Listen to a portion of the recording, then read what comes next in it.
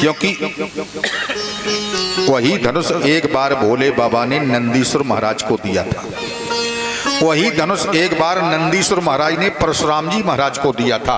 और वही धनुष दिग्विजय करते समय परशुराम जी महाराज ने तुमको दिया था कंस। कंस ने कहा देवर्षि परशुराम जी महाराज ने हमें धनुष दिया था, हमारे पास रखा भी है। देवर्षि ने कहा कंस तो तुम्हें एक बात और मालूम होगी, जिस समय परशुराम जी महाराज ने तुमको धनुष दिया था तुमसे एक बात कही थी परशुराम ने, मालूम है कि कंस ये देवादिदेव महादेव का धनुष है, इस धनुष को कोई सांसारिक प्राणी तोड़ नहीं सकता और जो इस धनुष को तोड़ देगा वो पर तुझे जिंदा छोड़ नहीं सकता, वही तुझे मारेगा। एक काम का नहीं करते, इसी मथुरा नगरी में उसी धनुष यज्ञ का आयोजन करो। देश देशांतर के राजाओं महाराजाओं को बुलाओ धनुष यज्ञ देखने के लिए। और धनुष यज्ञ देखने के बहाने कृष्ण और बलराम दोनों को मथुरा में बुला लो और यहीं बुला करके तुम्हारा रास्ता साफ हो जाएगा। बड़ा प्रसन्न हो गया कंस। देवर्षि ने कहा कंस प्रसन्न तो हो रहे हो, लेकिन बहुत जटिल अनुष्ठान है ये धनुष यज्ञ का आयोजन। 5 दिन का होता है धनुष यज्ञ का आयोजन। 5 दिन के अंदर तुम्हारी यज्ञ में अगर कोई विघ्न नहीं आई तो करने वाला यजमान पर चिरायु हो जाता है, और 5 दिन के अंदर अगर यज्ञ में थोड़ी सी भी विघ्न आ गई तो करने वाला यजमान पर तुरंत मर जाता, पर देर नहीं लगती। तो तुम्हारे पास तो चाड़ूर मुष्टिक सल तोसल जैसे विश्व प्रसिद्ध पहलवान हैं, तुम्हारे पास कुबलिया पीठ हाथी है जिसमें 10,000 हाथियों का बल है। इतने महान मल्लों के होते हुए तुम तो रक्षा कर ही लोगे। इतना कहते हुए अंतर्हिते देवर्षि नारद अंतर ध्यान हुए। अब कंस ने अपने मंत्रियों को बुलाया, मंत्रियों से पूछने लगा ऐसा कौन है इस सभा के बीच में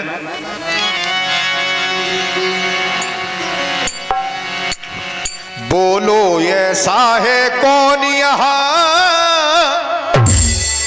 जो नंद के ब्रिज में जाएगा। बोलो ऐसा है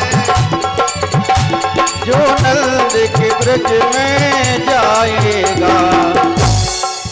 पूछ रहा मंत्रियों से कंस कौन है सभा में, बोलो ऐसा है कौन यहाँ जो नंद के ब्रिज में जाएगा। और वसुदेव ललन बलराम कृष्ण, वसुदेव ललन बलराम कृष्ण वो कुशल पूर्वक लाएगा। वसुदेव ललन वो कुशल पूर्वक लाएगा। पूछ दिया कंस ने ऐसा कौन है सभा के अंदर जो नंद के ब्रज में जाकर के कृष्ण और बलराम को सकुशल मथुरा में ला सके, कौन है यहाँ पर। सुखदेव बाबा ने कहा परीक्षित एक चाड़ूर नाम के मंत्री ने खड़े होकर के कंस को सलाह दी, महाराज ऐसे तो एक ही हैं जो सकुशल कृष्ण बलराम को मथुरा में ला सकते हैं। वो कौन है, कब वो हैं बसदेव जी महाराज के चचेरे भाई जिनका नाम है अक्रूर। अक्रूर को अगर भेज दिया जाए तो रिश्तेदारी के नाते अक्रूर के संग में जरूर आ जाएंगे। तो कंस ने अक्रूर को भेज दिया। अक्रूर क्या है महाराज, बोले गच्छ नंद ब्रजम तत्र सुताव आनक दुंदुभे आसातेता बिहानेन रथे नानन माचिरम। मेरा रथ लेकर के जाना है कल तुम्हें, गच्छ नंद ब्रजम, नंद के ब्रज में जाना है। क्यों, बोले सुताब आनक दुंदुभे, आनक दुंदुभी कहते हैं बसदेव जी महाराज को। बसदेव के पुत्र कृष्ण बलराम जो मेरे डर से नंद भवन में छुपे हुए हैं, दोनों को सकुशल लेकर के आना है मथुरा में। एक बात का ध्यान रखना, नंद को भी जाकर के निमंत्रण दे देना और कोई बात नहीं बताना वहां पर जाकर के। यही कहना है ब्रज में कि महाराज कंस ने मथुरा नगरी में धनुष यज्ञ का आयोजन किया है। देश देशांतर के बड़े बड़े राजाओं महाराजाओं को बुलाया है। नंद से कह देना तुम्हें भी बुलाया है। बड़े प्रसन्न हुए अक्रूर जी महाराज, क्योंकि भक्त हृदय है इनका। सोच रहे हैं कब सवेरा हो और कब ब्रज में जाकर के मुझे ब्रजनाथ का दर्शन हो। ऐसा सोचते सोचते कब सवेरा हो गया इन्हें मालूम ही नहीं हुई। नींद ही नहीं आई पूरी रात भर। भाई किसी व्यक्ति को अगर रात में नींद नहीं आती है तो नींद ना आने के विशेष दो ही कारण हो सकते हैं। या तो कोई बहुत बड़ा कष्ट जीवन में मिल जाए तो दुखद अवस्था में नींद नहीं आती है, या फिर कोई बहुत बड़ी प्रसन्नता जीवन में मिल जाए तो प्रसन्नता में भी नींद नहीं आती है। कितने प्रसन्न नहीं होंगे अक्रूर जी महाराज। अक्रूरोप चताम रात्रिम मद पर्याम महामती उषित्वा, कोरी आंखों से बिस्तर से उठे उषित्वा रथ मास्थाए प्रयो नंद गोकुलम। सुबह होते ही कंस के दरबार में जाकर के बढ़िया सोने का रथ ले लिया, दो सुंदर घोड़ों को जोत लिया और रथ पर सवार होकर के प्रयो नंद गोकुलम, गोकुल की तरफ चल दिए। गोकुल जा रहे हैं अक्रूर जी महाराज। क्यों? कृष्ण और बलराम को लेने के लिए मथुरा में आ जाएंगे आज, क्योंकि आज हमारे ठाकुर 11 वर्ष के हो गए हैं। 11 वर्ष और 52 दिन, इतनी लीला है ब्रज की गोविंद की। 11 वर्ष 52 दिन, इतने दिन रहे थे माता यशोदा के पास। माता यशोदा कितना दुलार करती है कन्हैया से। 11 वर्ष के गोविंद हैं, फिर भी मैया अपनी छाती से चिपका के कन्हैया को दूध पिलाती हैं।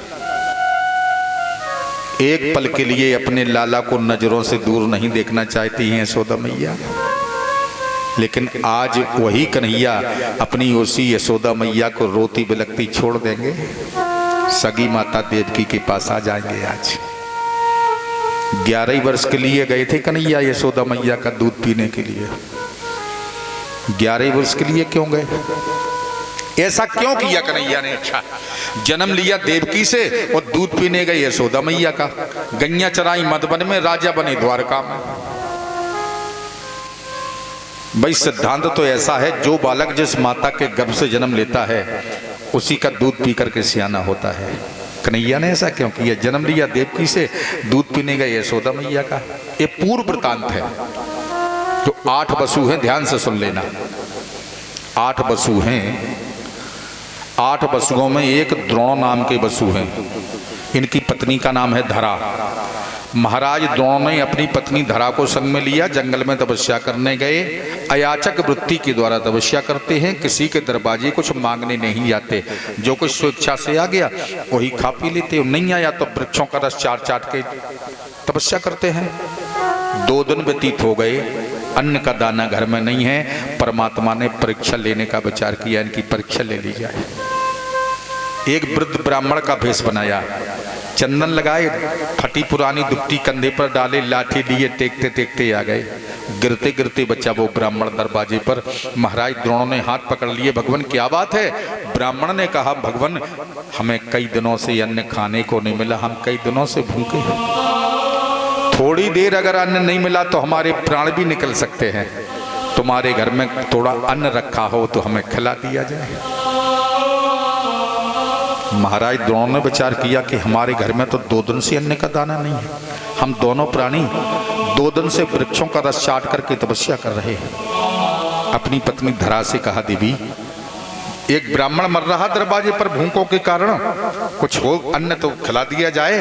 तो माता धरा ने कहा, भगवान अगर हमारे पास अन्न होता तो आप क्यों 2 दिन से वृक्षों का रस चाट चाट के तपस्या करते?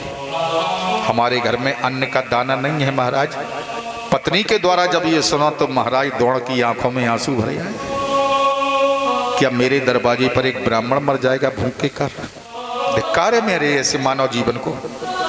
जब रोने लगे महाराज द्रोण तो माता धरा ने कहा कि भगवान आप रोए ना, आप रोए ना भगवान। ऐसी कौन सी नारी होगी जो अपने पति की आंखों में आंसू देखेगी? रोए ना। अगर ऐसी बात है तो ब्राह्मण की तृप्ति होगी, मौत नहीं होगी ब्राह्मण की दरवाजे पर। एक काम करो, आप ब्राह्मण से थोड़ा सत्संग का विषय बनाओ तो भूख से हट करके मन सत्संग में लग जाएगा। तब तक मैं बगल वाले गांव में जाकर के थोड़ी मेहनत मजदूरी कर दूंगी, थोड़ी बहुत अन्न मिल ही जाएगा।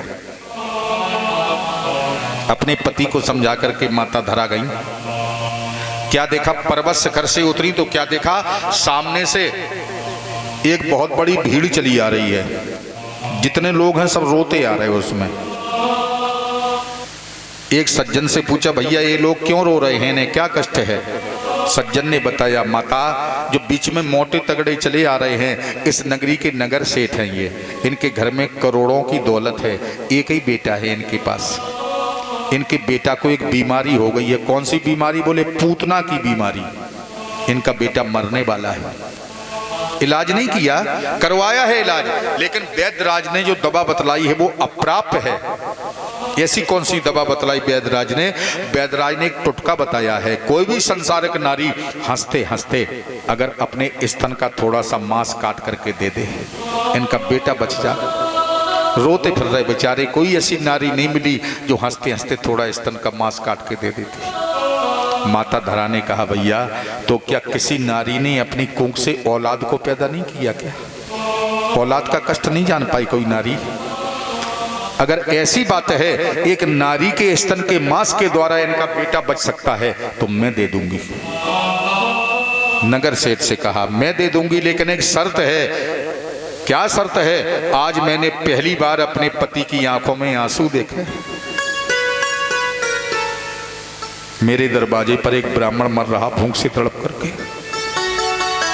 मैं हंसते हंसते स्तन का मांस काट के दूंगी महाराज तुम्हें, लेकिन एक शर्त है। शर्त क्या है?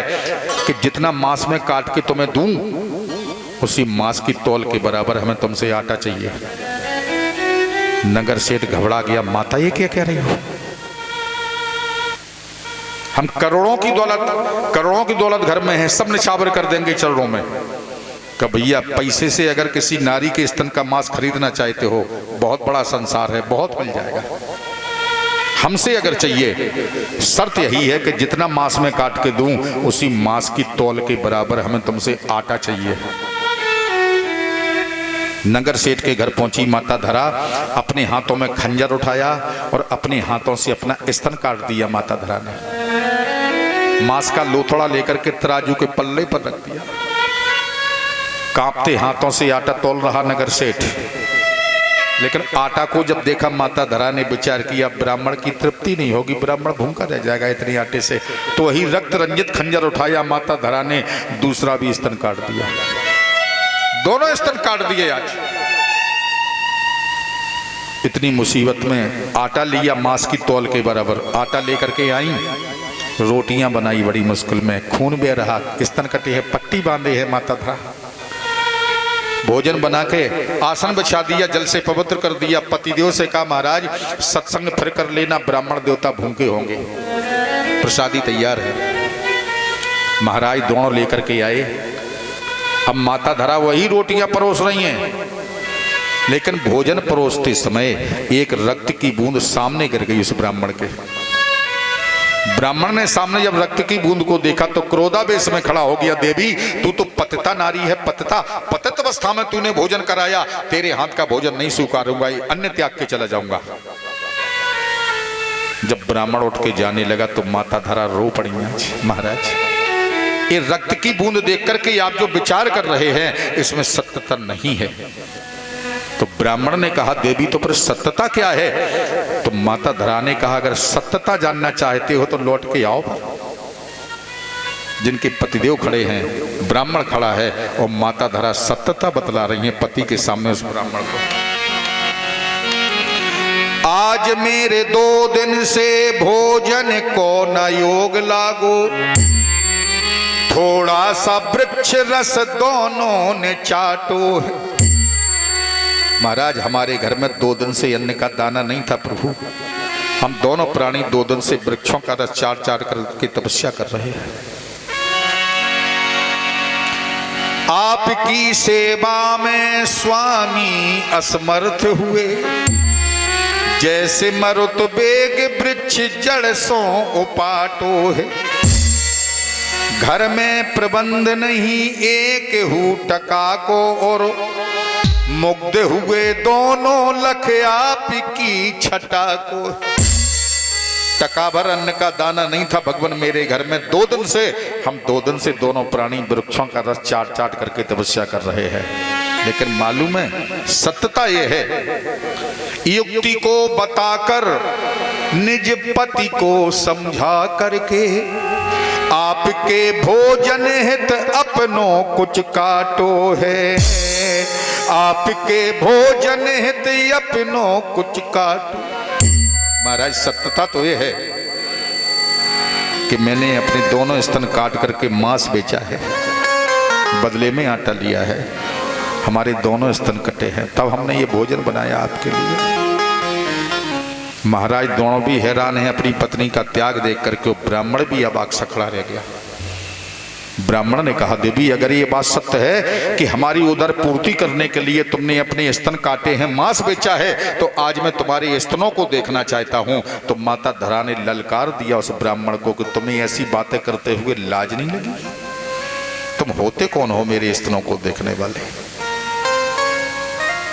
ब्राह्मण ने कहा, माता क्या एक बेटा अपनी मां के स्तन नहीं देख सकता? अगर ये बात सत्य है तो तुम मेरी मां हो, मैं तुम्हारा बेटा हूं। आज एक बेटा अपनी मां के स्तन देखना चाहता है।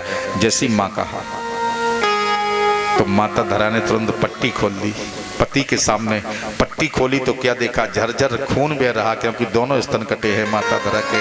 जब ये दृश्य देखा तो ब्राह्मण स्वरूप को त्याग करके चतुर्भुजी नारायण प्रकट हो गए।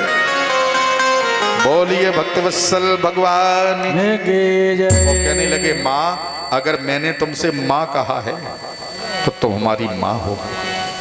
एक वरदान देता हूं तुम्हें, 11.5 टका भर मात दियो तुम मास, तो 11.5 बरस में रहूं तिहारे पास। अब तुम यशोदा बन करके जाओगी, तुम्हारे पतिदेव नंद बन करके जाएंगे, क्योंकि वरदान तो प्रश्नी सुतपा को दे चुके हैं पहले। वो वसुदेव देवकी बन करके आएंगे, जन्म तो उनसे लेना है, लेकिन अब दूध उनका नहीं पीऊंगा। मेरी उदर तृप्ति करने के लिए तुमने दोनों स्तनों को काट दिया है, मांस बेच दिया है माता, तो तुम यशोदा मैया बन करके जाओगी, मैं तुम्हारा लल्ला बन करके आ जाऊंगा और 11 वर्षों तक इन्हीं स्तनों को पान करूंगा। 11.5 टका भर मात दियो तो मांस, तो 11.5 वर्ष में रहूं तिहारे पास। तो आज 11.5 वर्ष के हो गए कन्हैया। अक्रूर जी पहुंच गए लेने के लिए गोकुल में। कन्हैया ने देखा, स्वागत सम्मान किया। दाऊ चाचा आए हैं। भवन में लेकर के आए, आसन बिछाया, आसन पर बिठाया, नंद बाबा से मिले। नंद बाबा ने आने का कारण पूछा। अक्रूर ने साफ बता दिया, महाराज कंस ने मथुरा नगरी में धनुष यज्ञ का आयोजन किया है बाबा। कृष्ण बलराम को बुलाया, तुम्हें भी बुलाया है, ब्रजवासियों को बुलाया। नंद बाबा बड़े प्रसन्न हो गए, लेकिन नंद रानी माता यशोदा ने जब ये सुना कि अक्रूर मेरे लाला को लेने आए हैं, तो यशोदा मैया आंसुओं के आवेश को नहीं रोक पाई। रो रही हैं यशोदा मैया, क्या ये अक्रूर मेरे लाला को ले जाएंगे? लेकिन नंद बाबा प्रसन्न हैं, विचार कर रहे हैं, देखो तो कंस मेरे बच्चों से कितना प्रेम करता, बहुत प्रेम करता, सोने का रथ भेजा बुलाने के लिए।